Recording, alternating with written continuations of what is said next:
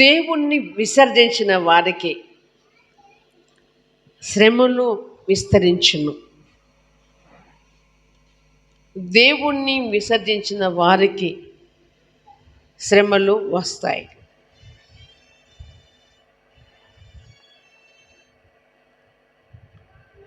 యేసు ప్రభువుని నమ్ముకొని కొన్ని సంవత్సరాలు ప్రభులో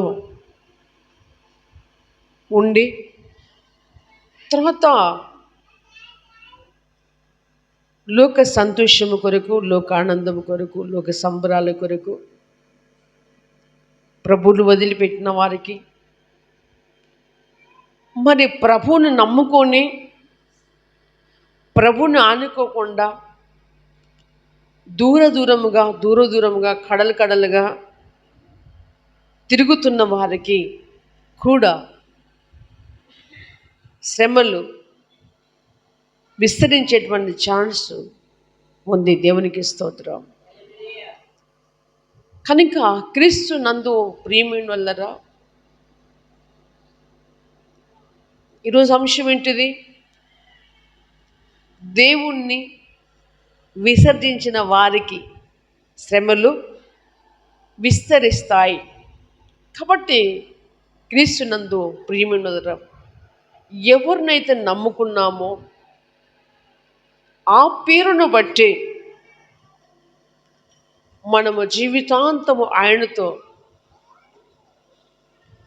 భయభక్తులు కలిగి గడపడానికి ఇష్టము కలిగి ఉండాలి. దేవునికి స్తోత్రం. ఆయన మనకు అన్యాయం చేసేవాడు కాదు, మనకు మోసం చేసేవాడు కాదు, మనకు ఏ మేలు చేయకుండా ఉండేవాడు కాదు. అంతేకాదు, అంతకంటే ప్రాముఖ్యమైనది, పరలోకమందు దేవుడు మనకు నిత్య జీవమును సిద్ధపరిచి ఉన్నాడు. అంతవరకు సహించిన వాడే దాన్ని పొందుకుంటాడు. చప్పట్లు కట్టి దేవుని నామాన్ని మేపరుస్తాం. హల్లెలూయా. ఏప్రిల్ రాసిన పత్రిక 6వ అధ్యాయము 5వ వచనంలో చూస్తే దేవుని వాక్యం ఎదురుగా సెలవిస్తుంది. హెబ్రీయులకు రాసిన పత్రిక 6వ అధ్యాయం 5వ వచనములో దేవుని వాక్యం ఎదురుగా సెలవిస్తుంది. దేవుని దివ్య వాక్యమును రాబో యుగ సంబంధమైన శక్తుల ప్రభావమును అనుభవించిన తర్వాత, దేవునికి స్తోత్రం. ఏంటిదట? దేవుని దివ్య వాక్యమును రాబో యుగ సంబంధమైన శక్తుల ప్రభావమును అనుభవించిన తర్వాతకి, దేవునికి స్తోత్రం. ఇప్పుడు మనం ఏమి వింటున్నాం? దేవుని దివ్య వాక్యం వింటున్నాం. అంతేకాదు, మరి పరలోకములో మనకు దేవుడు స్థలము సిద్ధపరుచుస్తున్నాడు. ఒక రోజున నేను ఈ లోకాన్ని వదిలిపెట్టినప్పుడు నేను అక్కడికి వెళుతున్నటువంటి నమ్మకము క్రైస్తవులుగా, దేవుని బిడ్డలుగా మనకున్నది. అయితే క్రీస్తునందు ప్రియమైన వారలారా, మరి దేవుని వాక్యం సెలవిస్తుంది, ఏదైతే తెలుస్తుంది, అనుభవించిన తర్వాత తప్పిపోయిన వారు తమ విషయములో దేవుని కుమారుని మరలా శిలువ వేయచ్చు బహుబాటముగా ఆయనను అవమానపరుచున్నారు. కనుక మారు మనసు పొందినట్లు అట్టి వారిని మరలా నూతన పరచుట అసాధ్యము. ఈ తప్పిపోయిన వారు ఏం చేస్తున్నారయ్యా అంటే, ప్రభువు నమ్ముకొని వదిలిపెట్టిపోయిన వారు మరి ఏం చేస్తున్నారు సమాజములు అంటే, ప్రభువునకు అవమానము తీసుకొస్తున్నారు, ప్రభువునకు చెడ్డ పేరు తీసుకొస్తున్నారు, ప్రభు నామాన్ని హేళనకి అప్పచెప్తున్నారు. అయ్యో, మరి పలాను వాళ్ళు నమ్ముకొనే వదిలిపెట్టారు, ప్రభు వారికి ఏం చేశాడు, వారికి ఏం మేలు చేశాడు, వాళ్ళ వచ్చారు కదా, మరి మనం ఎట్లా ప్రభు దగ్గరికి పోదాం అనేటువంటి విషయంలో ఎంతో మందికి ఈ తప్పిపోయినటువంటి వారు ప్రభువును వదిలిపెట్టి లోకములో సంతోషముల కొరకు, ఆనందం కొరకు వెళ్ళిపోయినటువంటి వారిని బట్టి పిల్లలు అనేక ప్రజలు ఆగిపోతారు. కాబట్టి వారు ప్రభువును నమ్ముకోవడానికి ఇష్టపడరు త్వరగా. కనుక పిల్లల, ఎప్పుడు కానీ దేవుడు ద్వారా నేను మేలు పొందలేదు, నేను దేవుని దగ్గరికి వచ్చినప్పుడు ఏ మేలు పొందలేదు, నేను అందుకనే వెళ్ళిపోతున్నా అన్నటువంటి వారు ఉన్నట్లయితే చెప్పాలి. దేవుని దగ్గరకు వచ్చి మేలు పొందిన ప్రతి ఒక్కరు ఉన్నారు. దేవునికి స్తోత్రం.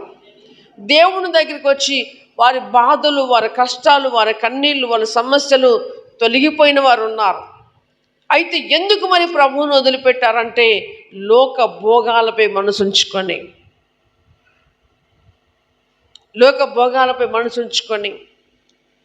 ఉదాహరణకు క్రైస్తవుడిగా దేవుని వాక్యం మీద నీవు నేను మనం ఎవరైనా లంచం తీసుకోవద్దు. ఒక ఆఫీసర్ ఉంటాడు, అతనికి కావాల్సింది లంచం. ఏం కావాలి? లంచం కావాలి. కాబట్టి ఆఫీసర్ ఉండటానికి ఇష్టపడి వెళ్ళిపోతాడు, బాగుపడతాడు. కొంతమంది ఒక్కొక్క రకమైన సుఖ సంతోషాల కొరకు, ఒక్కొక్కరు ఒక భోగముల కొరకు క్రీస్తునందు ప్రభువును వదిలిపెట్టిపోయేవారు ఉన్నారు. నాకు చాలామంది కలుస్తూ ఉంటాను. దాదాపుగా మన సంఘం నుంచి కూడా కొంతమంది వెళ్ళిపోయారు ముందు కాలంలో. మళ్ళీ వాళ్ళు ఏం చెప్తారు నాకు అయ్యా అంటే, కలిసినప్పుడు వాళ్ళు ముఖం దాచుకోరు. మళ్ళా ఏమంటారు? ప్రైజ్లాడ్ అంటారు. మళ్ళీ నాకు నేను కనపడితే ప్రైజ్లాడ్, నేను కనపడితే ప్రైజ్లాడ్, చేసేదేమో చీకటి పని. ఇప్పుడు సంతోషంగా ఉన్నారా అంటే ఎక్కడి సంతోషం అంటారు, ఎక్కడి సంతోషం అంటారు. ఏమొచ్చింది? ఎందుకు మరి మీరు బాగానే ఉండి మంచిగానే పోతుంది కదా అంటే, ప్రియులరా ప్రభువును వదిలిపెట్టిపోయిన ప్రతి కుటుంబానికి శ్రమలు విస్తరిస్తాయి. మొన్నటిదాకా మన ఈ ప్రాంతం నుంచి ఒక కుటుంబం వచ్చింది, తప్పిపోయింది. వాళ్ళు చెప్పినప్పుడు, వీళ్ళు చెప్పినప్పుడు ఆ మాట విని ఈ మాట మని ప్రభువును వదిలిపెట్టారు. వాళ్ళకు వచ్చినటువంటి శ్రమ ఇంత అంత కాదని వాళ్ళు చెప్పారు. ఇంత అంత కాదు, ఏమో చేయాలో తోచగా నీ దండం పెడితే ప్రభా నీ కాళ్ళు మొక్కుతాను వచ్చి మళ్ళీ ఆయన కాళ్ళ మీద పడితేనే ఆయన ఆదరించాడు. చప్పట్లు కొట్టి దేవుని నామాన్ని పడతాం. కాకపోతే ఈరోజు రాలేదు. వాళ్ళు ఎన్నో సమస్యలకు, ఎన్నో బాధలలో పడి, ఎన్నో శ్రమలు పడిపోయినటువంటి కుటుంబంగా చూస్తున్నాం. తిరిగి మళ్ళీ వారే ప్రభువుని వెతుక్కుంటూ వచ్చారు. దేవునికి స్తోత్రం. అలా రావటము, అలా వచ్చి తప్పులు ఒప్పుకోవటంలో ప్రభు కనికరించేటువంటి ఛాన్స్ ఉంటుంది. కానీ ప్రభువుని హేళన చేస్తూ, ప్రభుకు అవమానం చేస్తూ సమాజంలో ఇష్టానుసారంగా తిరుగుతూ ఉంటే ప్రభు వారిని చూసి చూడనట్టుగా ఉండడు. వారికి వచ్చేటువంటి పనిష్మెంట్ వస్తూనే ఉంటుంది. ప్రియమైన ఎందుకు ఆయన నామాన్ని వాళ్ళు ఏం చేస్తున్నారు? అవమానం పాలు చేస్తున్నారు. 5వ వచనం చూడండి, 6వ వచనం చూడండి. తమ విషయంలో దేవుని కుమారుని తప్పిపోయిన వారు తమ విషయంలో దేవుని కుమారుని మరలా సిలువ వేయించి బహోటం కాయదను అవమానపరుచుచున్నారు. ఏం పరుచున్నారు? అవమానపరుచుచున్నారు. క్రీస్తునందు ప్రభు అంటాడు, దేవుని వాక్యం సెలవిస్తుంది, నాగటి మీద చేయి వేసిన వాడు వెనక తట్టు తిరగద్దు, పరుగు పందెములో పరిగెత్తువాడు ముందుకే పరిగెత్తాలి, వెనకకి తిరిగి చూడకూడదు. క్రీస్తునందు ప్రియమైనటువంటి వాళ్ళరా, కనుక అందుకనే ఇప్పుడు పులిని చూసినా, మరి జింకను చూసినా మనకు ఒక పాఠం దొరుకుతుంది. పులిని చూసినా, జింకను చూసినా మనకు ఒక పాఠం దొరుకుతుంది. అసలు జింక పులి కంటే వేగంగా ఉరుకుతుంది. అసలు పులికి దొరికే ఛాన్స్ లేదు. జింక వేగంగా ఉరుకుతుంది. కానీ తనకున్నటువంటి బలహీనత ఏంటంటే కొంత లెక్క వేగం గురికి వెనక తిరిగి చూస్తూ ఉంటుంది. ఆ పులి ఏం చేస్తుందంటే, ఈయన ఇట్లా పోయి కార్నర్ తిరిగే లోపున ఈయన ఇట్లా డైరెక్ట్ కొడతా అంటాడు, ఇట్లా డైరెక్ట్ వెళ్తా అంటాడు ఆయన. అట్లా జింక తొరిగిపోతుంది. అలాగనే దేవుని బిడ్డలారా, మరి దేవుడు సెలవిస్తున్నటువంటి మాట ఏంటయ్యా అంటే, నాగటి మీద చేయబెట్టిన వాడు వెనక తట్టు చూడకూడదు. మరి పందెమందు పోరాడేవాడు, మరి పరిగెత్తేవాడు ముందుకే పరిగెత్తినట్లయితే ఆ పందెమును మరి గెలవడానికి ఛాన్స్ ఉంటుంది. దేవునికి స్తోత్రం. కొంతమంది ఉంటారు, పందెములో ఉరికెత్తేవారు కొంతమంది ఉంటారు. అక్కడ ఉన్న పీడు సారు 1 2 3 ఈజీ ఊదంగానే కొంతమంది ఉరకంగానే ఇక కొంతమంది అయిపోయిందంటారు. అది తప్పు. ఓడిపోయినా బేత దాకా ఉరకాలి. ఇలా ఇక్కడే ఆగిపోయింది చూడు, అది సోమర్తనం, అది బద్ధకం. నేను ఇంకోసారి కూడా ఉరకకుండా అనే ఆపుతుంది. సాధ్యమైనంత వరకు ఏ విధంగానైనా బేడ దాటడానికి ప్రయత్నం చేయాలి. దేవునికి స్తోత్రం.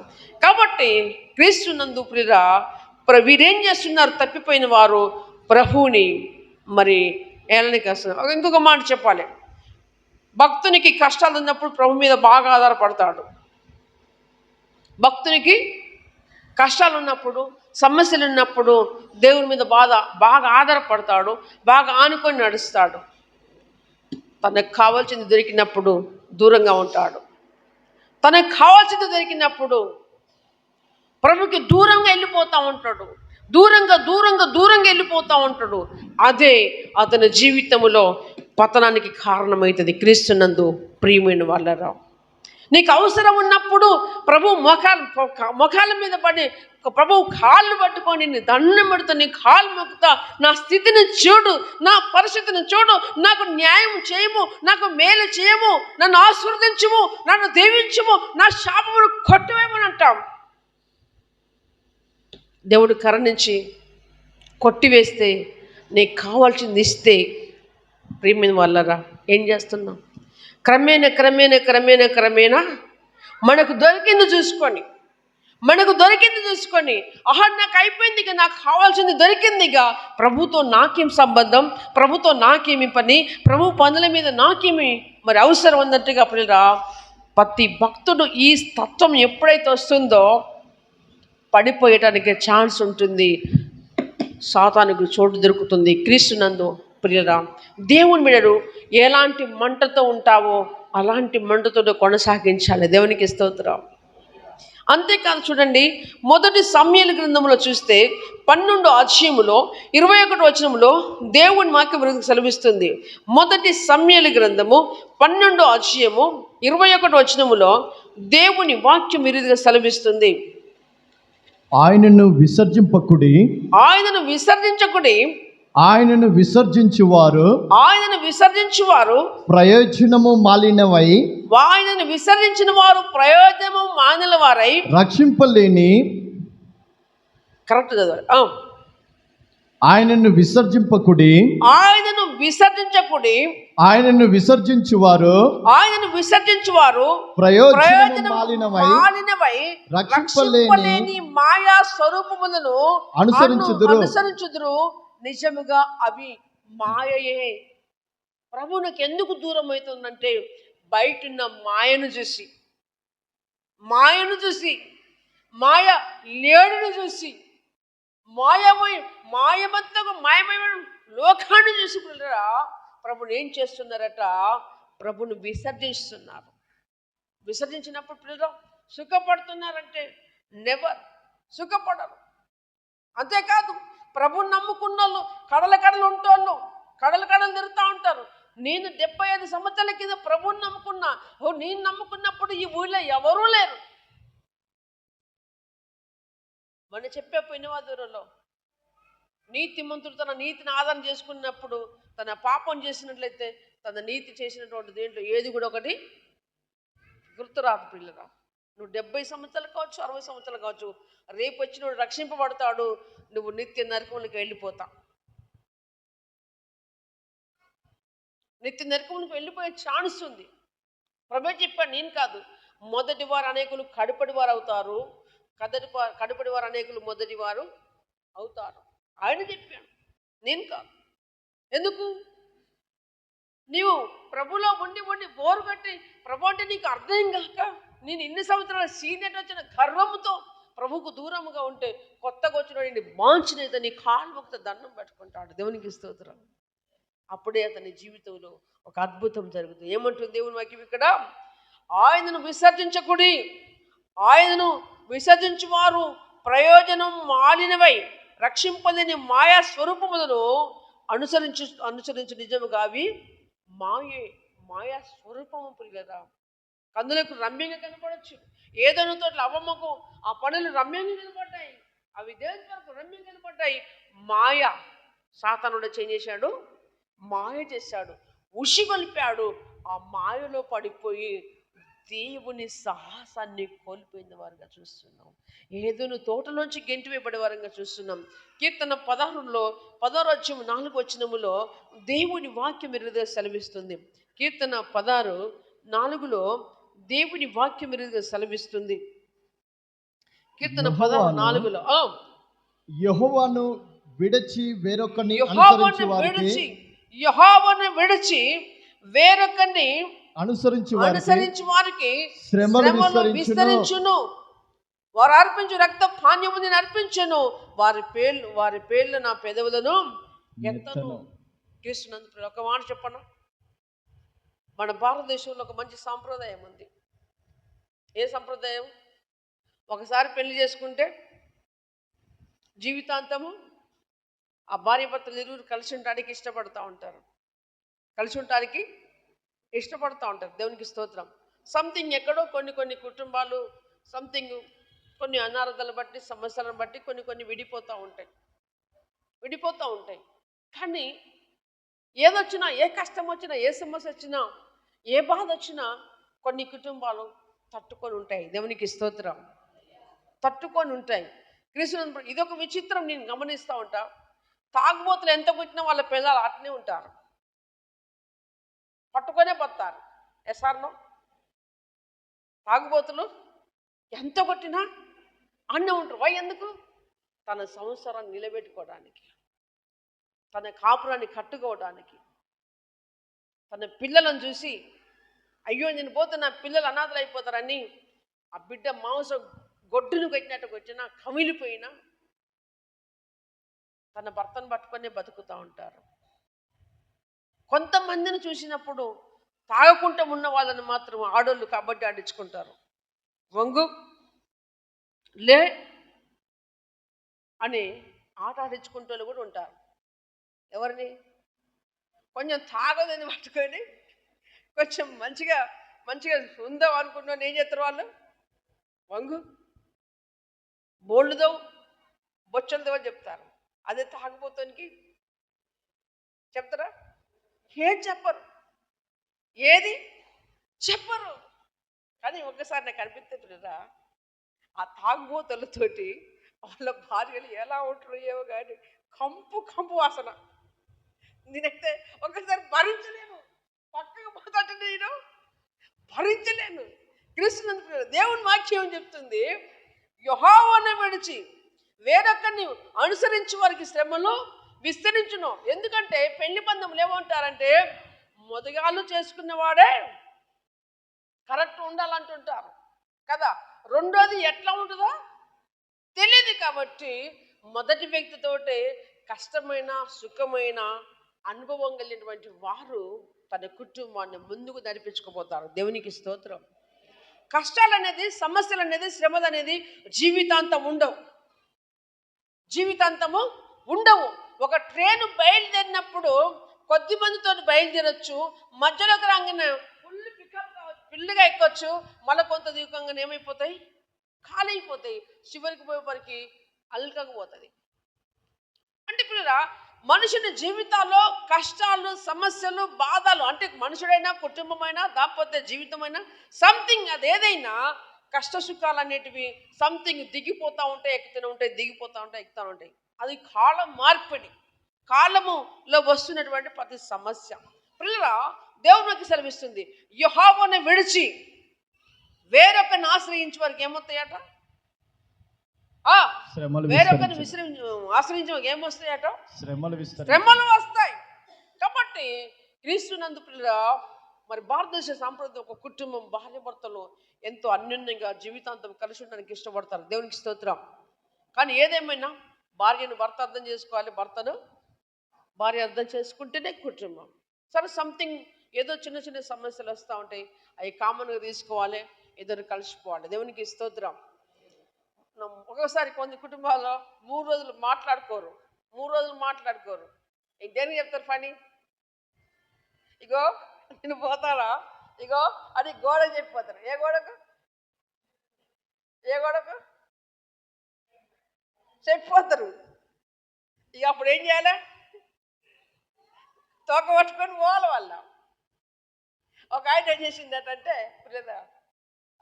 ఒక చిట్టు మీద రాసిండట, మార్కెట్ నిలబెట్టుకుందిగా, పొద్దుగా నిన్న 5 గంటలకు లేపు అని రాసి ఎడబెట్టిండు దేవుడి మీద చిట్టు పెట్టిండు, పొద్దుగా నిన్న 5 గంటలకు లేపు అని.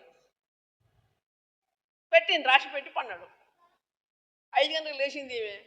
5 అంటే లేవండి రాసింది, ఆడబెట్టింది.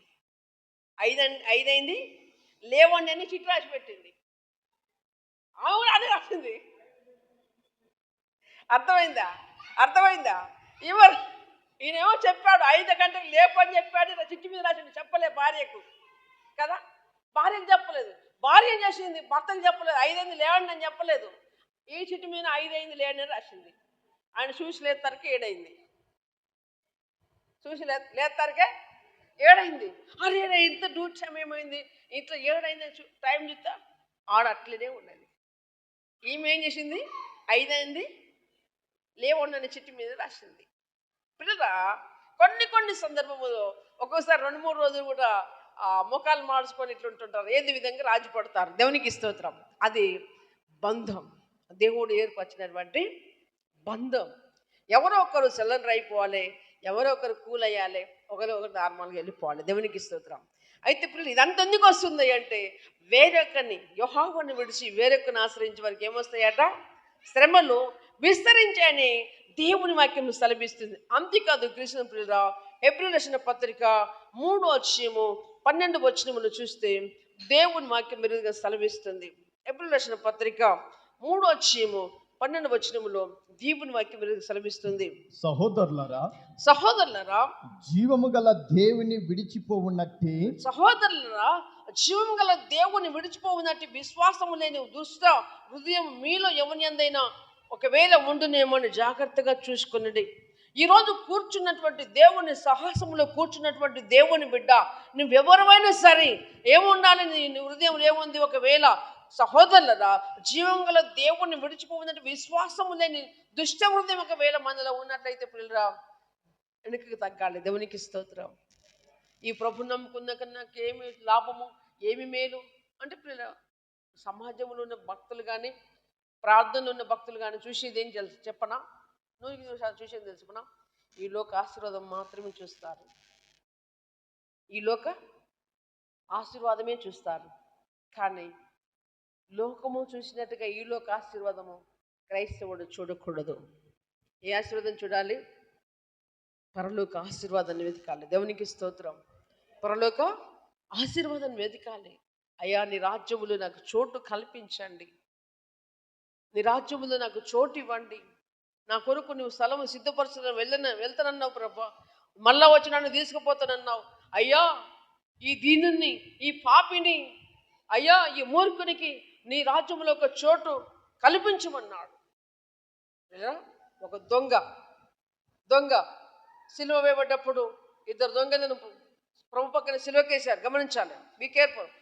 సిలువ మీద 2 దొంగలు వేశారు. ఒక దొంగ అన్నాడు, నువ్వు దేవుడు కాదా, ఏమైతుంది, నిన్ను రక్షించుకోరాదు, మమ్మల్ని రక్షించుకోమన్నాడు. ఇంకో దొంగ అన్నాడు, అయ్యా నీ రాజ్యంలో వచ్చినప్పుడు నన్ను జ్ఞాపకం చేసుకోమన్నాడు. అమ్మటే ప్రభు, నేడే నువ్వు నాతో పరదేశంలో ఉంటావు అని చెప్పాడు. దేవునికి స్తోత్రం. హల్లెలూయా. పిల్లరా, ఈ లోక భోగములపై మనసు అసలు ఉంచద్దు.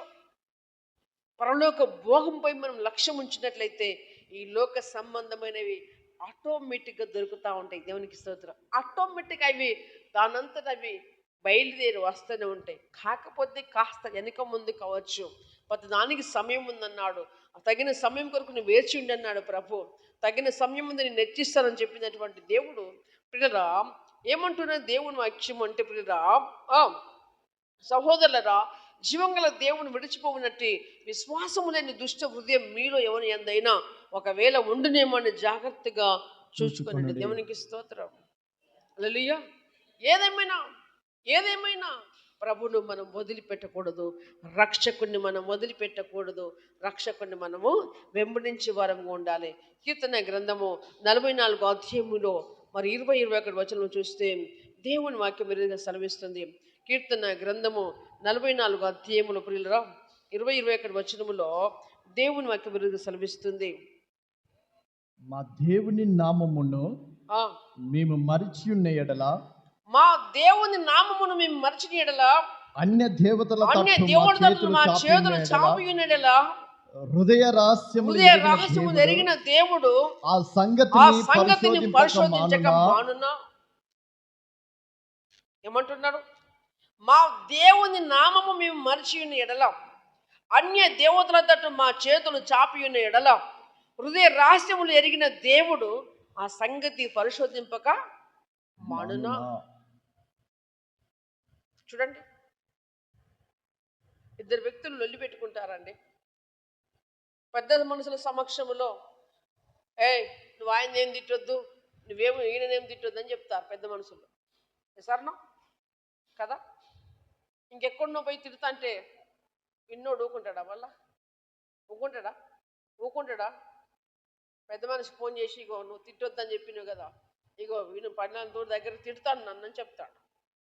అలాగని ప్రియులరా, దేవుడు కూడా హృదయ రహస్యములు చూసినటువంటి దేవుడు ఆ సంగతి పరిశోధించక మానడు. ప్రియులరా, దేవుని చేతిలో పడటం, ప్రియులరా, జీవం గల దేవుని చేతిలో పడటం చాలా భయంకరం. ఆయన ఎంత కరుణ సంపన్నుడో అంత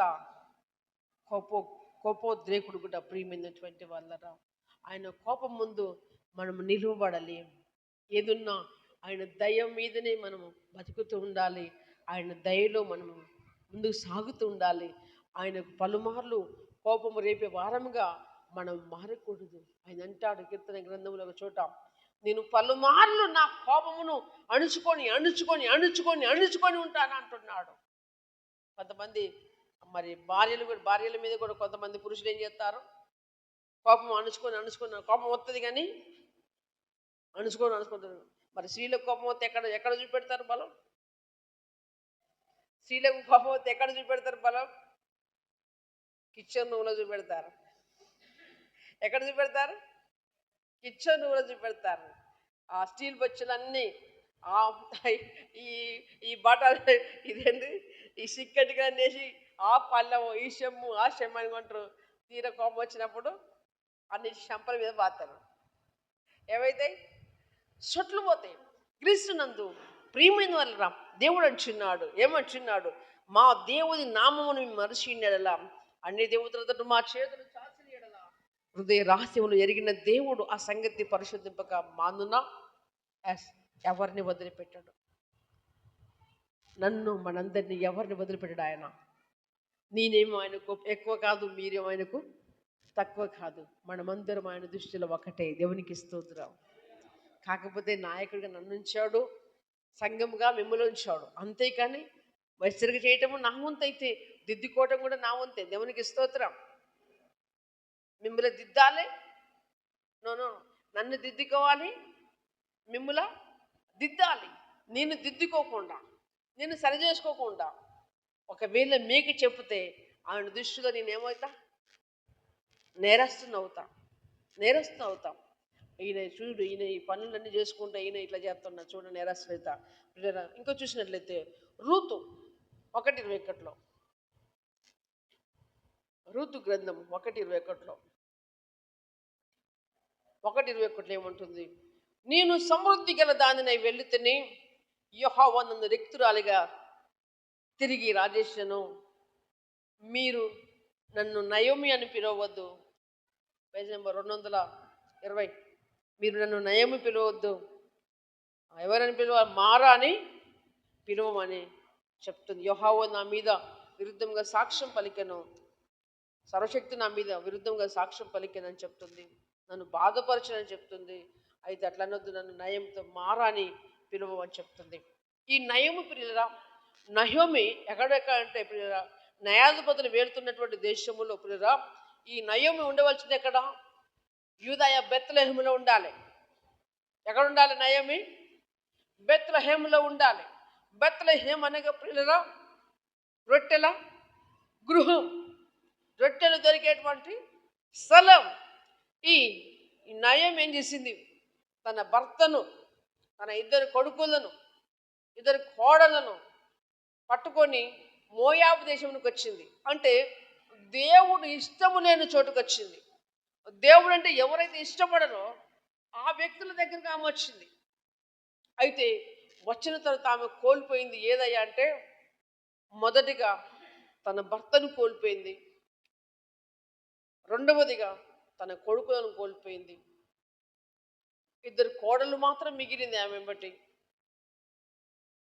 అప్పుడు ఆ కోడలతో అంటది, బిడ్డలారా మీ మీ ఇళ్ళకి వెళ్ళండి, మీకు నచ్చిన పురుషులను పెళ్లి చేసుకొని సుఖంగా ఉండండి బిడ్డలారా అంటారు.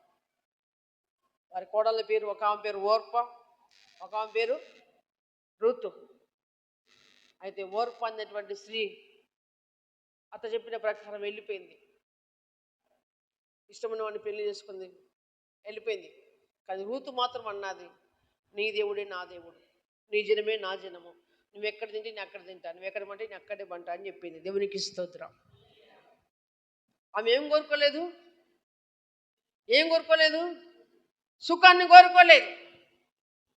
సుఖాన్ని కోరుకోలేదు, సంతోషం కోరుకోలేదు. మా అత్త దేవుడే నా దేవుడు, మా అత్త ఎక్కడ నేను అక్కడే ఉంటా, మా అత్త బంధువులే నా బంధువులు అనుకొని అట్లే ఉన్నది. దేవుడు తగిన సమయం అందు దేవుడు ఆ రూతుకు ఒక రాజును సిద్ధపరిచాడు. చప్పట్లు కొట్టి దేవుని నామాన్ని పడతాం. దేవునికి స్తోత్రం.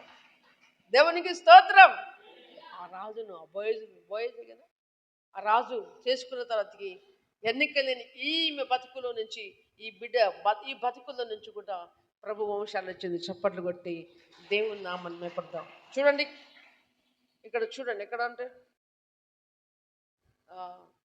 4వ అధ్యాయంలో చివరి మాట చూడండి, 20 వచనం.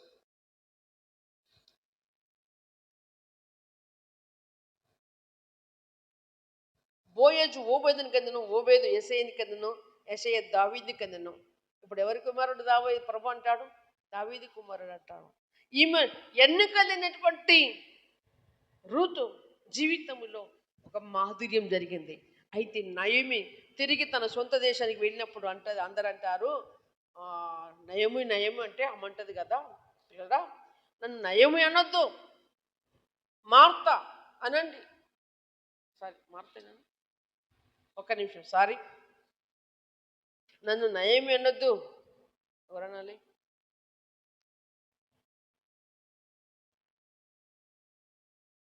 ఒక్క నిమిషం.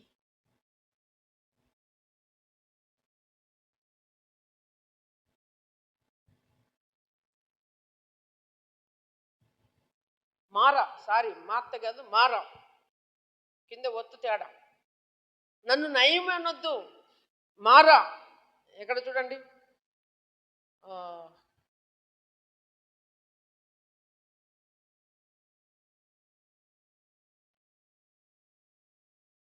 ఇదే 20 వచనం ఉంటుంది చూడండి, 1-20 వచనం ఒకసారి చదువు.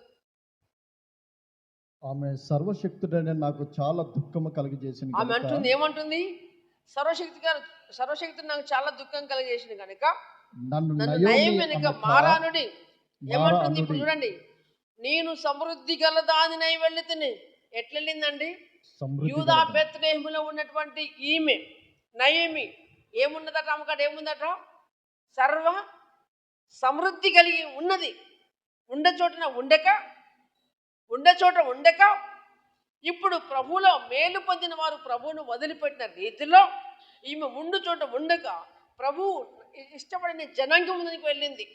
అక్కడ భర్తను కోల్పోయింది, కొడుకులను కోల్పోయింది. అంటది మళ్ళా నన్ను నయమనొద్దు, మళ్ళీ అంటది కదా, సర్వశక్తుడు నాకు అన్యాయం చేశాడు, నా పేరు మరి దుఃఖం కలిగజేసి, మరే నయమనొద్దు, నా పేరు మార. అంటే మారకు అర్థం ఏంటంటే చేదు అన్నట్టు. ప్రియరా, క్రీస్తునందు ప్రియమైన వాళ్ళరా, మరి సర్వశక్తుని మనకు సమస్తమును ఏ శరతను లేక మనందరినీ కన్నీరు కాచినప్పుడు ప్రేమించాడు. దేవునికి స్తోత్రం.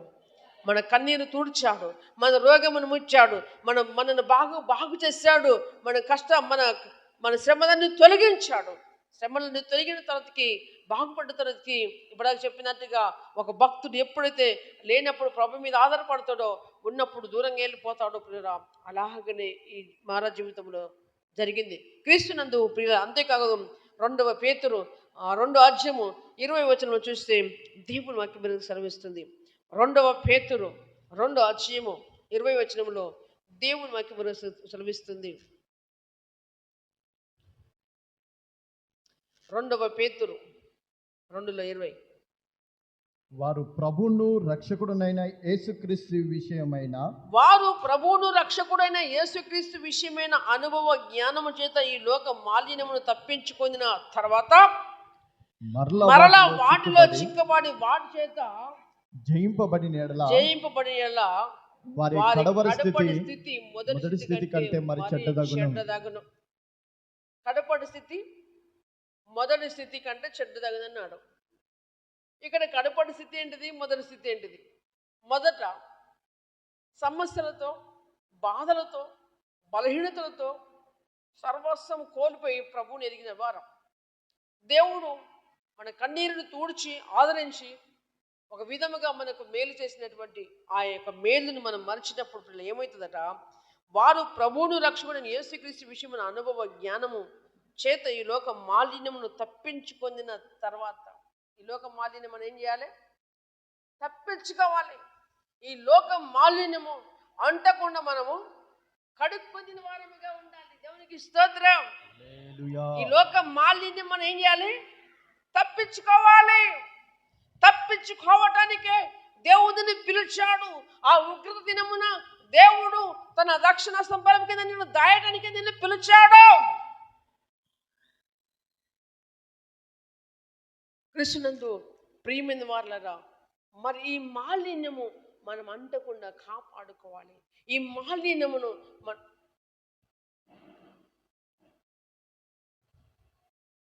తప్పించుకోవడానికి ఇష్టపడాలి.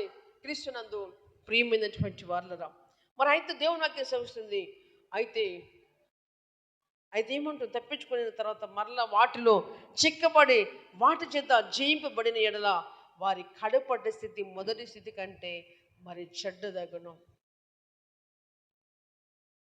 అంతేకాదు, మొదటి తిమోతి 6:10 చూస్తే దేవుని వాక్యం విరుదిగా సెలవిస్తుంది. దైవజనుడు ఎందుకనగా మొదటి తిమోతి 6:10 ఎందుకనగా ధనాపేక్ష సమస్తమైన కీడులకు మూలం. ధనాపేక్ష సమస్త విధములైన కీడులకు మూలం.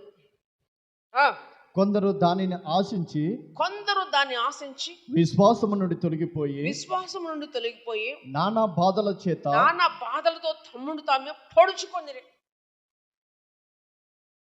వినేశారట? పొడుచుకొందిరి అంటే చచ్చిపోయేటోళ్ళు కూడా ఉన్నారు.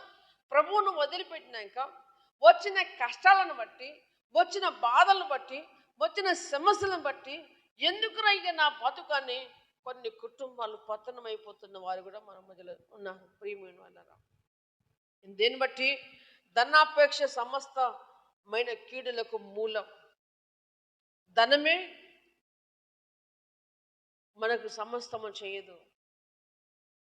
ధనం మనకు నిద్ర లేకుండా చేస్తుంది. ధనం మనకు నిద్ర పట్టకుండా చేస్తుంది. ధనం మనల్ని కృంగ చేస్తుంది. లేదా మన ఒక మనుషుని జీవితంలో ధనమే ప్రాముఖ్యం కాదు. ధనమే మా ప్రాముఖ్యము కాదు. కలిగిన వాటితో తృప్తి పొందటమే ప్రాముఖ్యం. దేవునికి స్తోత్రం. అప్పుడప్పుడు చూస్తూ ఉంటాం. నిన్ననో మొన్ననో తమిళనాడులో ఒక హీరోయిన్ కట్టలు ఏసీబీ తిరిగించుకుందట. కట్టలు గుట్టలుగా కొన్ని కోట్లట. ఇప్పుడు నిద్ర పడుతుందా? సరే, ఇన్ని రోజులు పట్టిందా? పడుతుందా? ఈ ధనమేడు పోద్దో, ఇది ఎక్కడ పోద్దో, ఏమైద్దో అని బాధ. ఇదంతా ఎందుకండి? మన స్థితిని బట్టి మన ఇంటి ₹1,00,000 ఉన్నాయనుకో, ఎట్టుంటే చెప్పండి? మన ఇంటి ₹1,00,000 తెచ్చి బీరోలు పెట్టినాం, ఎట్టుంటే చెప్పండి? ఒక రకమైనటువంటి భయం ఉండదా? ఒక రకమైన టెన్షన్ ఉండదా కదా? 1,00,000కే మనం అట్లా భయపడితే కోట్లు ఎక్కడో నిన్ననో మొన్ననో ఈ మధ్యలో ఎంఆర్ఓను ఏఈఓని ఎవరో ఒక గ్రామం అంతా ఎంఆర్ఓని ఏసీబీలు పట్టుకుంటే గ్రామం అంతా టపాసులు కాల్చారు. ఏం కాల్చారు? టపాసులు కాల్చారు. ఒక ఎంఆర్ఓ ఏసీబీకి దొరికించి ఒక ఊరంతా బాంబులు కాల్చుకొని సంబరం చేసుకున్నారు. అంటే ఎంత గొప్ప చేసుకున్నాడు కదా.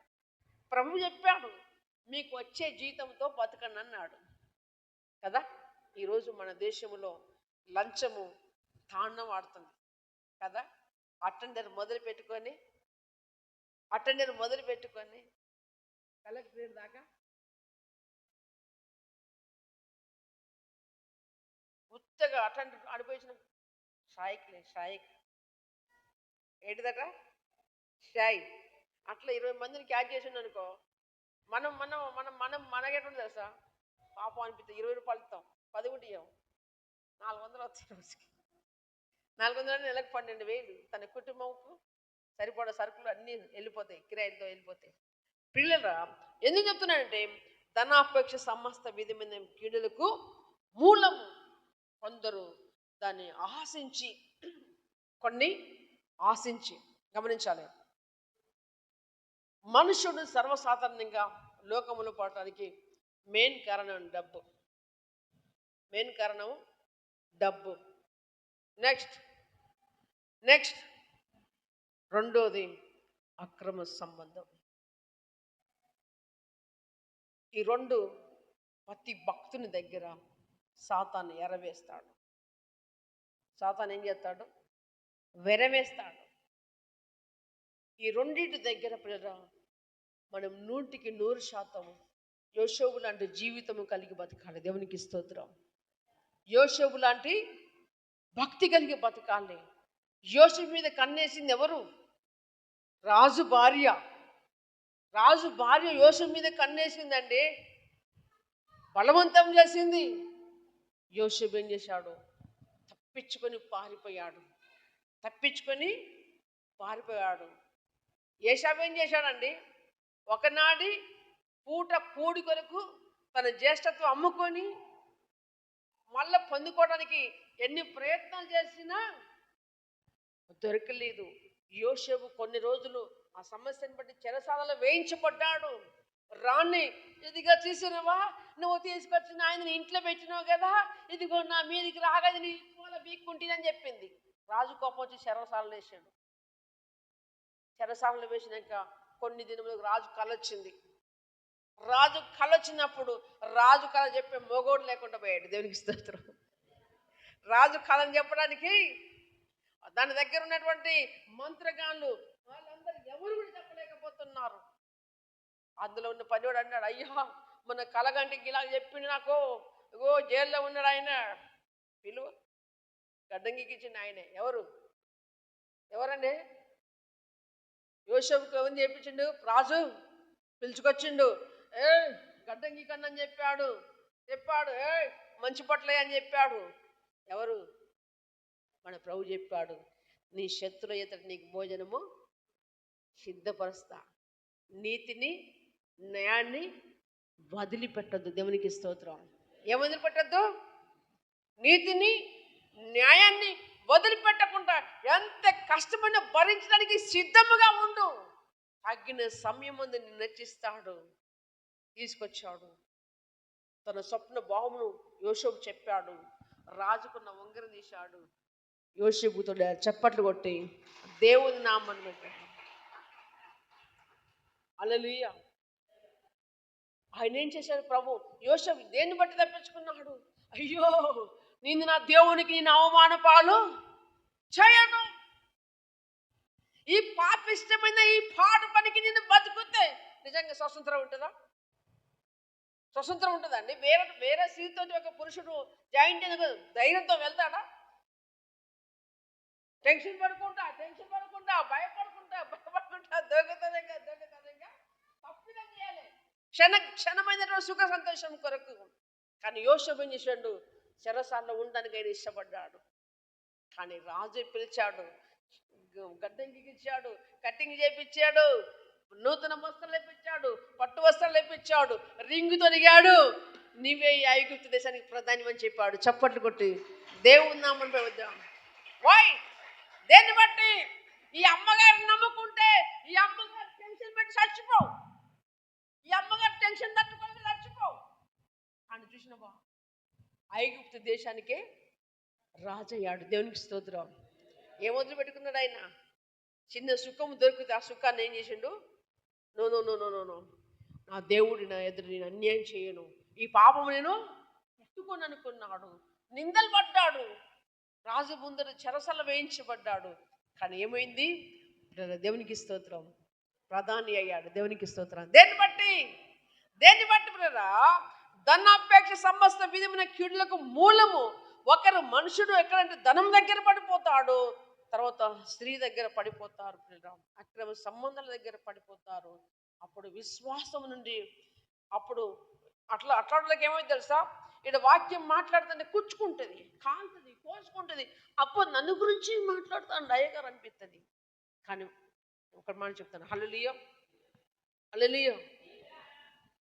దైవజనుడు ఏది మాట్లాడినా సనుక్కోవటం గులుక్కోవడం మాత్రమే తెలుస్తుంది. కానీ దేవుని బిడ్డలకు ఇది నిజమే కదా, ఇది తప్పే కదా అని సరి చేసుకునేటువంటి అలవాటు లేదు. ఎదిరించే అలవాటు ఉంది, గులిగే అలవాటు ఉంది, సనిగే అలవాటు ఉంది. కానీ ప్రభు దగ్గర సరి చేసుకునే అలవాటు లేదు. ప్రభు దగ్గర నువ్వు సరి చేసుకుంటే నీ కుటుంబానికి ఆశీర్వాదకరం, నీ కుటుంబానికి మేలుకరము. క్రీస్తునందు ప్రియమైన వాళ్ళరా, దేవునికి స్తోత్రం. చివరిగా యాకోబు పత్రిక 5వ అధ్యాయములో 19 వచనం 20 వచనం చూస్తే దేవుని యొక్క విలువ సెలవిస్తుంది. యాకోబు పత్రిక 5వ అధ్యాయము 19-20లో చూసినట్లయితే దేవుని వాక్య విలువ సెలవిస్తుంది. సహోదరులారా, మీలో ఎవడైనా సత్యం నుండి తొలగిపోయినప్పుడు మరి ఒకడు అతన్ని సత్యమునకు మళ్ళించిన యెడల, దేవునికి స్తోత్రం. ఎవరైనా తప్పిపోయారు అనుకోండి, ప్రభు నుంచి తప్పిపోయారు, మనం ఏం చేయడానికి ఇష్టపడాలి? మళ్ళీ తనను సత్యముదానికి నడిపించడానికి మనము ఇష్టపడాలి. నిద్రపోతుంది గట్టి సపోర్ట్ కొట్టండి.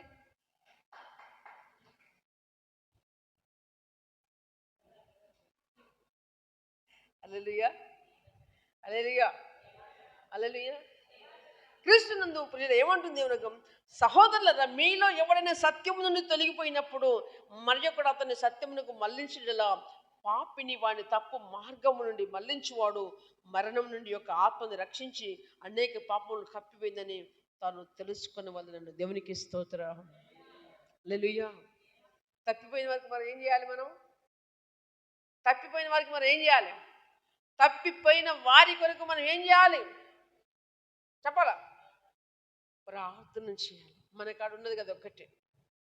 వీలైతే దొరికినప్పుడు చెప్పాలి, వినకుంటే వదిలిపెట్టాలి. కానీ ప్రార్థన అయితే మానొద్దు, ప్రార్థన అయితే చేస్తూనే ఉండాలి. దేవునికి స్తోత్రం. ప్రార్థన అయితే చేస్తూనే ఉండాలి. ఏదో ఒకరోజు ఆ ప్రార్థన అతని కనులు తెరిపించి సత్యమునకు మరి తిరిగే అవకాశం ఉంటుంది. కాబట్టి దేవుణ్ణి విసర్జించిన వారికి మాత్రము శ్రమలే విస్తరిస్తాయి, కానీ వారు క్షేమము కలిగి ఉండరని దేవుని వాక్యం సెలవిస్తుంది. ఎప్పుడైతే తిరిగి తన తప్పును తెలుసుకొని దేవుని ఎదుట క్షమాపణ పొందుకుంటాడో అప్పుడు మాత్రమే ఆ కుటుంబానికి సమాధానము, నెమ్మది, ఆశీర్వాదం దొరుకుతుంది. దేవుడి కొద్ది మాటలు ఆశ్రయించి దీవించి మన జీవితంలో ఫలింపచేయను గాక.